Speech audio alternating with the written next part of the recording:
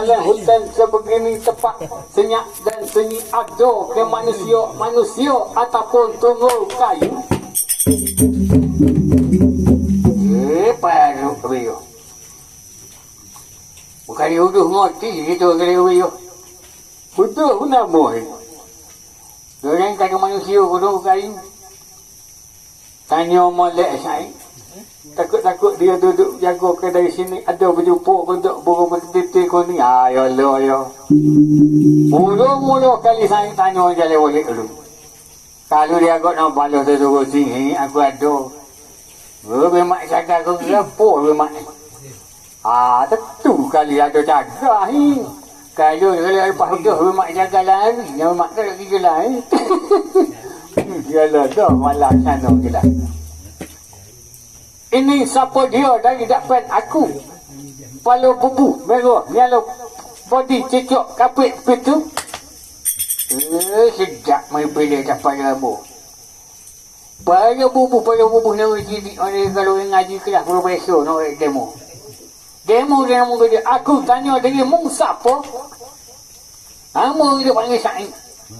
Syai orang demo. Di balik belakang. Ni orang dia panggil mak dia Pala Qadi. Sebut kata mak dia Pala Qadi orang kenal belakang. Di belakang hujung kali bagai gajah, bagai burung hantu. Itu dia panggil sama. Hari ni dia mahu ikut noh dia benar. Goyak dulu.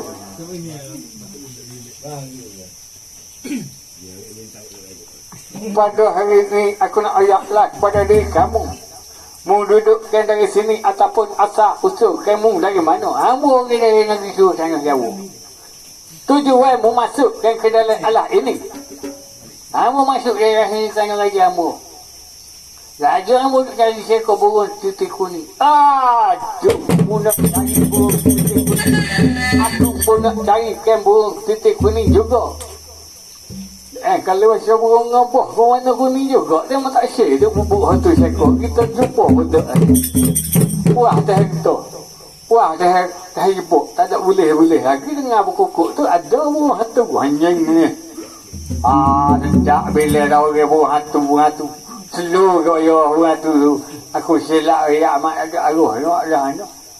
Aku tak boleh kata kenapa nak arah dia. Ni masa dia muka ni. Dia ni muka baik kalah aku duk asal. Jadi belah ni nama aku adalah Raja Ratu Perkan Jodi. Di belakang sana di belakang aku adalah Hulu Balan. Aku babang adi babang kalau adi nero. Aku mari kata kelik saja aku tidak akan kelik. Kok mana kira mana akan bicara akan dapatkan pada diri aku buruk itu. Siapa dia uwi? Dia ni gini mula sama-sama pakai saya. Boleh dia mau ambil demo.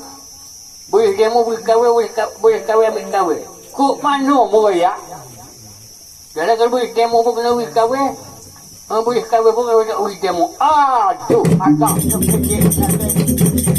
Tak pada dengan kakak. Tak ada dengan kakak. Orang yang mana nak demo? Kecil pun burung besar pun burung sama-sama boleh sebel. Mula nak demo. Terserak agak hari yang muka wih. Raja Ratu Perkan Jodi marah panah hati kan pada pengasuh. Saing pengasuh dia dengan pengasuh abang sama. Masing kermasing berlaku di tengah hutan Pala Bantara berahan.